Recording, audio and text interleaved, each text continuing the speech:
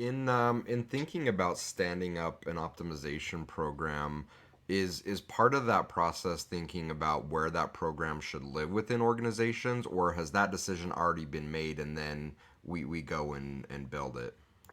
That's a great question, and I think it needs to be thought through a little bit before, the program is stood up.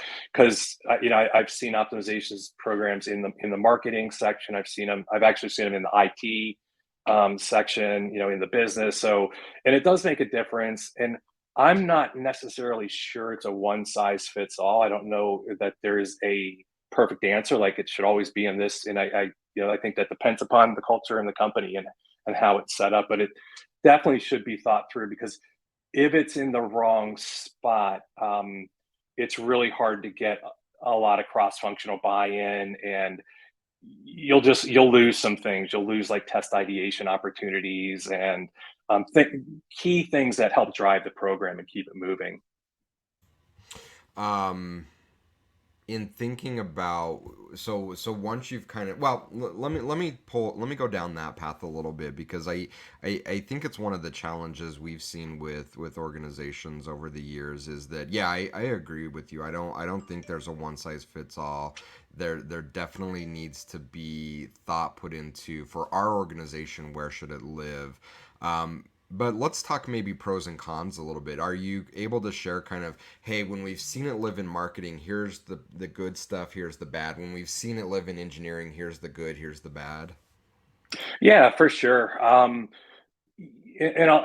I guess I'll bring in some of the dev work because dev is so important in optimization. You really need someone who's strong on the development side. And I'm not saying like the optimization program like resides in the IT department. What I'm saying is, if it let's say it resides in the marketing department, and you see all these tools out there for optimization, they have these WYSIWYGs that you can go in and easily build an A/B test and launch it in 5 minutes or whatever.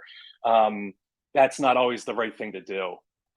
So, because there's so many moving parts to sites. I'm not saying don't use WYSIWYGs when they're appropriate, but um, it can be dangerous at times. I see a lot of downside to just kind of handing over the keys and being like, "Hey, we don't need dev." And the reason I bring that up is I'm seeing a lot of some companies where they're just the IT resources are very um, uh, restrained or constrained, like they're not available for optimization, and that's painful to hear because some of the best tests that I've been a part of really did. There was a really some cool dev work in there, and we made some fantastic things, had themselves some great results.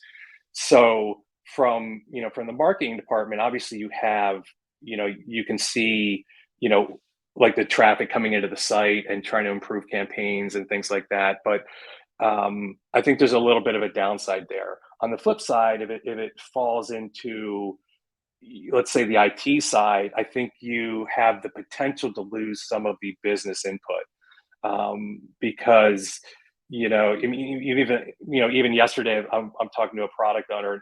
I need to have those conversations to understand what the business is doing, to understand is this a good test idea, and how will this test idea actually are there impacts beyond what I'm thinking of. So hopefully that those are a couple of pros and cons Yeah. about both there.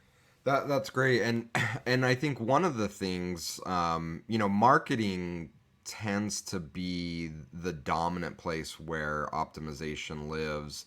I think Sure. part of that stems from this kind of WYSIWYG concept because it's such a sexy thing to sell, and so I think vendors know that they marketers definitely want to test creative, to test copy, to test button Hmm. colors, so it demos really well. Hey, marketer, you've always wanted to do this. Now you don't need IT's help. You don't need an optimization strategist. You can go in and just click and do things. And I think that's great getting the marketing team kind of excited and bought in.